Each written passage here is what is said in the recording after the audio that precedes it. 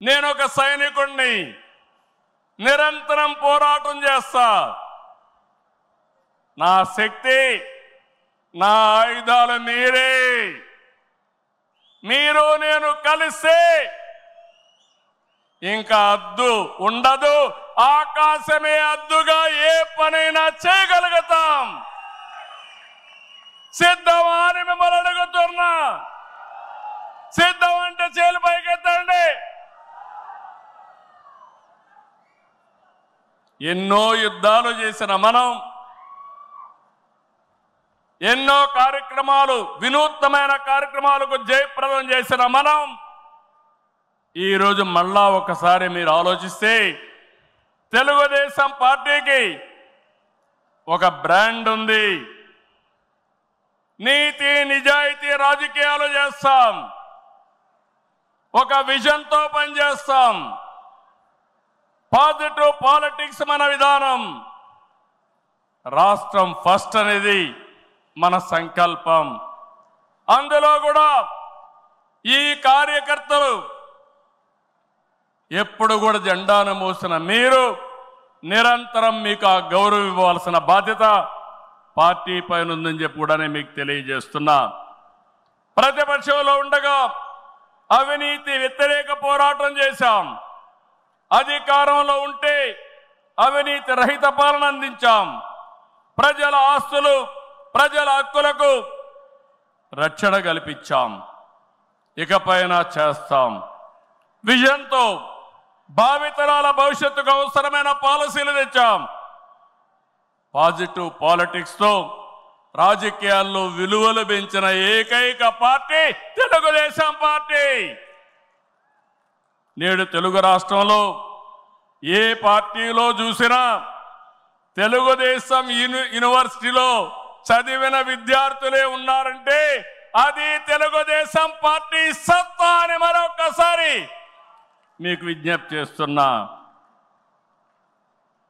మనది most successful model. ఇంకొక proof of concept అవసరం లేదు. 43 ఏళ్లుగా ఏదైనా ఒక మోడల్ ఉందంటే దాని గర్వకారణం. అయితే ప్రజలిచ్చిన తీర్పుని పార్టీ ఎప్పుడు కూడా ప్రజా సంక్షేమం, రాష్ట్ర ప్రయోజనాల కోసం వినియోగించాం తప్ప సొంత అవసరాలకు ఎప్పుడు వాడలేదు, వాడుకోము,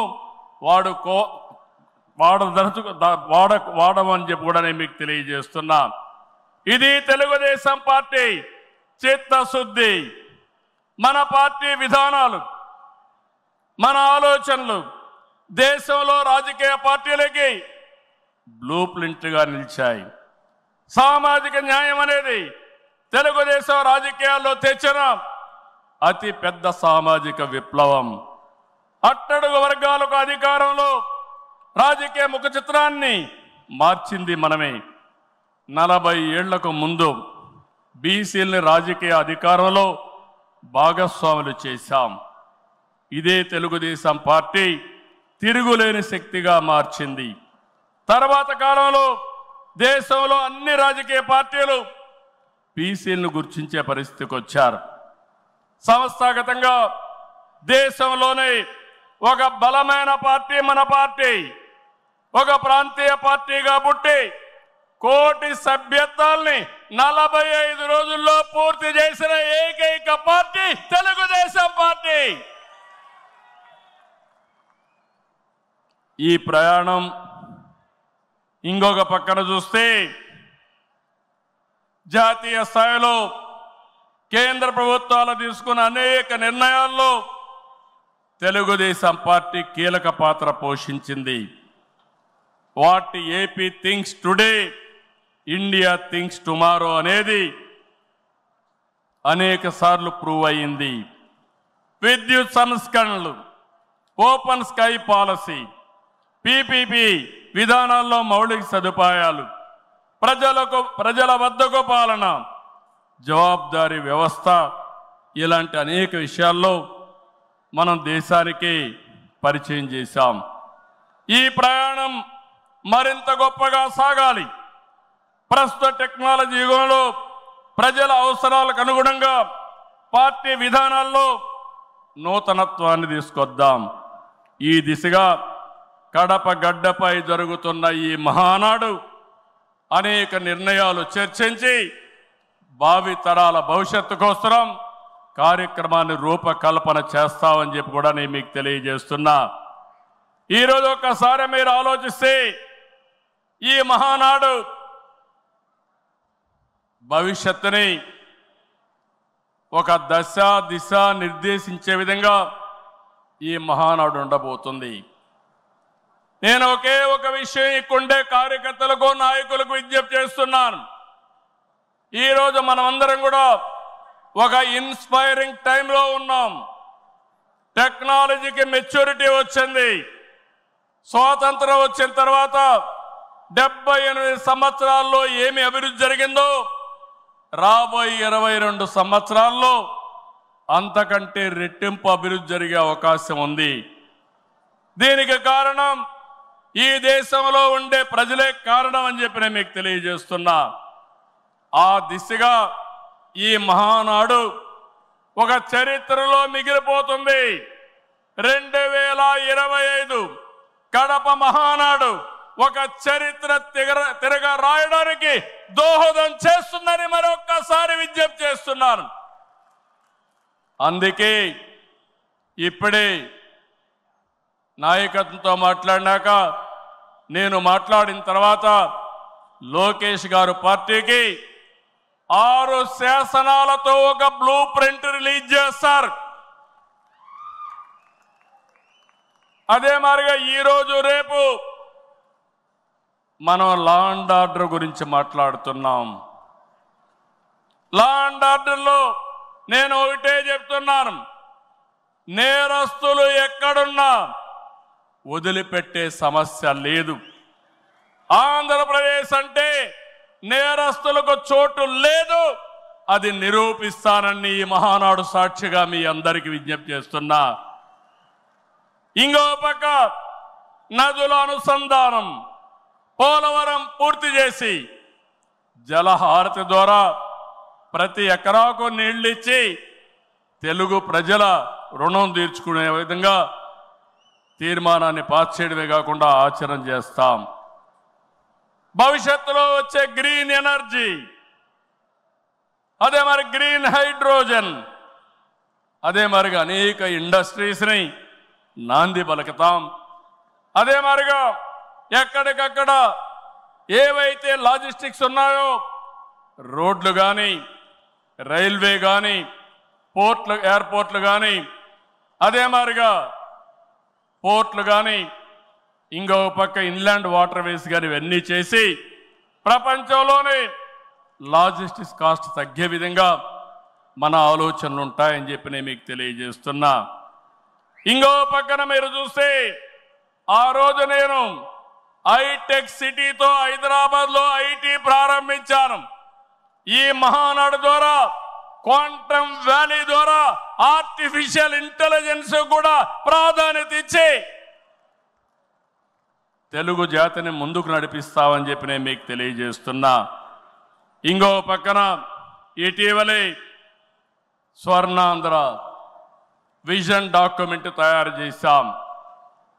కేంద్రం ప్రధానమంత్రి గారి నాయకత్వంతో వికసిత్ భారత్ తయారు చేస్తే మన రాష్ట్రం విజన్ డాక్యుమెంట్ కింద స్వర్ణాంధ్ర 2047కి తీసుకొచ్చాం. మీరు ఒకసారి చూస్తే 2.4 ట్రిలియన్ యుఎస్ ఎకానమీ ధ్యేయంగా పెట్టుకుని ప్రతి ఒక్కరి ఆదాయం 55 లక్షల రూపాయలు ఉండేట్టుగా దాని కార్యక్రమం రూపకల్పన చేశాం. మన సంకల్పం ఒకటి, వెల్తీ హెల్తీ హ్యాపీ సొసైటీ మన విధానం. అందరికీ జీవన ప్రమాణాలు పెరగాలి, జీరో పావర్టీ మన సిద్ధాంతం. 2047కి జీరో పావర్టీ సాధించి దేశానికి ఒక దశ దిశ నిర్దేశిస్తామని చెప్పి నేను మీకు తెలియజేస్తున్నా. ఆ తర్వాత P4 ద్వారా ఆర్థిక అసమానతలు తగ్గించే విధానానికి శ్రీకారం చుడతాం. దానికి కూడా ఈ కడప మహానాడులో చర్చ చేసి ముందుకు తీసుకుపోతాం. అందరూ ఆర్థిక అసమానతలు తగ్గించి ఆరోగ్యంగా ఆనందంగా ఉండడం మన విధానం అని చెప్పి కూడా నేను మీకు తెలియజేస్తున్నా. ఇలాంటివన్నీ మీరు చేయడానికి రాబోయే 10 సంవత్సరాల్లో రాష్ట్ర ఆర్థిక పరిస్థితే కాదు, మనం అనుకున్న విధానాలన్నీ చేసి ఆటో పైలట్లో పెట్టే బాధ్యత మనదని చెప్పి నేను మీకు తెలియజేస్తూ, అలాంటి మహత్తర కార్యక్రమానికి ఈ కడప వేదిక కావడం, చరిత్రలో చిరస్థాయిగా రాసుకోవడానికి మనం అందరం కూడా ఇక్కడ సమావేశమయ్యాం. దీని ద్వారా ప్రపంచంలోనే తెలుగు జాతి నెంబర్ 1గా ఉండేట్టుగా చేసే బాధ్యత మనందరిది అని చెప్పి మరొకసారి విజ్ఞప్తి చేస్తున్నా. ఇవన్నీ చేసుకుంటూనే మీరు ఒక్కసారి చరిత్ర కూడా ఒకసారి చూస్తే కొన్ని కీలక అంశాలపై అందరికీ అవగాహన ఉండాలి. రాజకీయ అవినీతిని ప్రజలు పట్టించుకోరని అపోహలున్నాయి, కానీ ఇది నిజం కాదు. అందుకే అవినీతిపై టీడీపీ ఎల్లప్పుడూ పోరాడుతూనే ఉంటుంది. పోరాడాం, మళ్ళీ పోరాడుతూనే ఉంటాం. 4 దశాబ్దాల ప్రయాణంలో అవినీతి పైన రాజీ లేని పోరాటం చేసిన ఏకైక పార్టీ తెలుగుదేశం పార్టీ. ఉమ్మడి రాష్ట్రంలో మీరు ఒకసారి చూస్తే 84లో ప్రజాస్వామ్య పరిరక్షణ ఉద్యమం నుంచి నిన్నటి వరకు విధ్వంస పాలన వరకు మరువలేని పోరాటాలు చేసిన పార్టీ తెలుగుదేశం. ఉమ్మడి రాష్ట్రంలో రాజా ఆఫ్ కరప్షన్ అనే పేరుతో లక్షల కోట్ల అవినీతిపై తెలుగుదేశం పోరాటం నిజమని సిబిఐ వంటి దర్యాప్తు సంస్థలు ఆ తర్వాత తేల్చే పరిస్థితికి వచ్చారు. అది మన క్రెడిబిలిటీ. మనం ఎప్పుడు కూడా ఆరోపణలు చేయం. వాస్తవాల్ని దృష్టిలో పెట్టుకొని ఎవరు ఎక్కడ అవినీతి చేసినా చివరి వరకు పోరాడిన ఏకైక పార్టీ తెలుగుదేశం పార్టీ. హైదరాబాద్లో ఔటర్ రింగ్ రోడ్డు కానీ, వ్యాన్పిక్ సిటీ కానీ, హిందూకి ఇచ్చిన భూములు కానీ, లేపాక్షి భూములు కానీ, ఇలాంటివన్నిటిపైన మనం పోరాడాం. దాని పర్యవసానం తర్వాత ఇన్వెస్టిగేషన్ ఏజెన్సీ అన్ని ఒప్పుకునే పరిస్థితికి వచ్చారు. ఓబులాపురం ఆక్రమ మైనింగ్పై మనం చేసిన ఉద్యమం నాడు దేశంలోనే ఒక సంచలనం. ఓబులాపురం అక్రమాలు నిజమని 10 ఏళ్ల తర్వాత కోర్టులు కూడా గుర్తించాయి, నిందితులకు శిక్షలు వేశాయి. మనం చేసిన ప్రతి పోరాట ఫలితం నేడు కళ్ళ ముందర కనపడుస్తుంది. అది తెలుగుదేశం ప్రత్యేకతని మరొక్కసారి విజ్ఞప్తి చేస్తున్నా. గతంలో ప్రభుత్వాలు చేసిన అవినీతి ఒక ఎత్తు అయితే వైసీపీ ప్రభుత్వ అక్రమాలు మరొక ఎత్తు. కూటమి ప్రభుత్వం అధికారంలోకి వచ్చిన తర్వాత విధ్వంస పాలకుల స్కాముల లెక్క పెడుతున్నాం. ఇన్వెస్టిగేషన్కి ఆర్డర్లు ఇచ్చాం. తప్పకుండా ఒకటే చెప్తున్నా, ఎవరు అవినీతి చేసినా కక్కిచ్చే బాధ్యత ఎన్డీఏ ప్రభుత్వం తీసుకుంటామని మీ అందరికీ విజ్ఞప్తి చేస్తున్నా.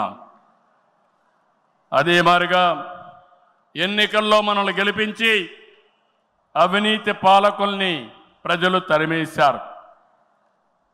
అక్రమార్కుల్ని శిక్షించే బాధ్యతలు మనకిచ్చారు. ప్రజా సంపద దోపిడీ చేసిన వారిని, గాడి తప్పిన నాయకుల్ని, అధికారుల్ని ఉపేక్షించే సమస్య లేదు. తప్పు చేసిన వారికి ఆలస్యం కావచ్చేమో కానీ శిక్ష తప్పదని మరొకసారి ఈ సందర్భంగా విజ్ఞప్తి చేస్తున్నా.